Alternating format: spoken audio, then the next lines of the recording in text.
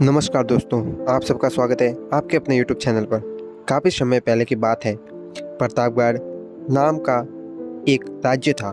वहाँ का राजा बहुत अच्छा था, मगर राजा को एक सुख नहीं था कि वह उनकी कोई संतान नहीं है और वह चाहता था कि अब वह राज्य के अंदर किसी योग्य बच्चे को गोद ले ताकि वह उसका उत्तराधिकारी बन सके और आगे की भागदौड़ को सुचारू रूप से चला सके। इसी को देखते हुए राजा ने राज्य में घोषणा करवा दी कि सभी बच्चे राजमहल में एकत्रित हो जाए। ऐसा ही हुआ।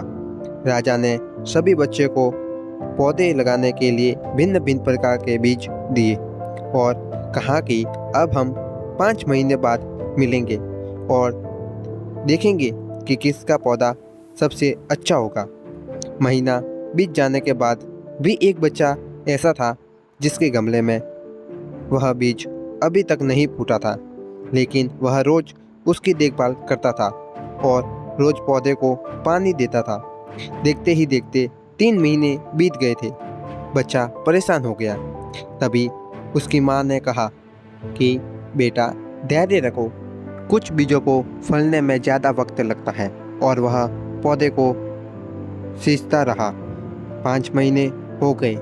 राजा के पास जाने का समय आ गया था, लेकिन वह डरा हुआ था कि सभी बच्चों के गमलों में तो पौधा होगा और उसका गमला खाली होगा। लेकिन वह ईमानदार था और सारे बच्चे राजमहल में आ चुके थे।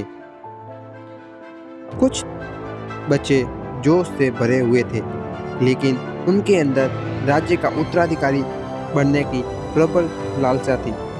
अब राजा ने आदेश दिया कि सभी बच्चे अपने अपने गमले दिखाने लगे, मगर एक बच्चा सहमा हुआ था क्योंकि उसका गमला खाली था।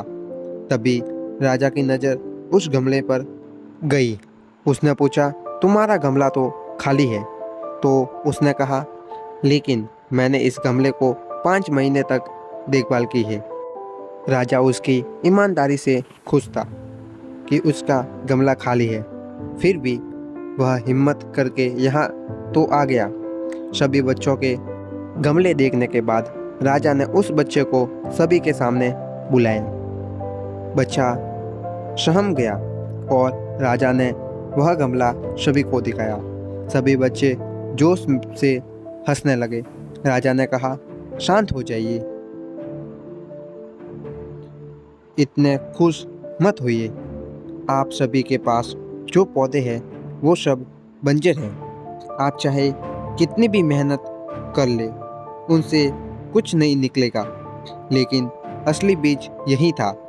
राजा उसकी ईमानदारी से बेहद खुश हुआ और उस बच्चे को राज्य का उत्तराधिकारी बना दिया।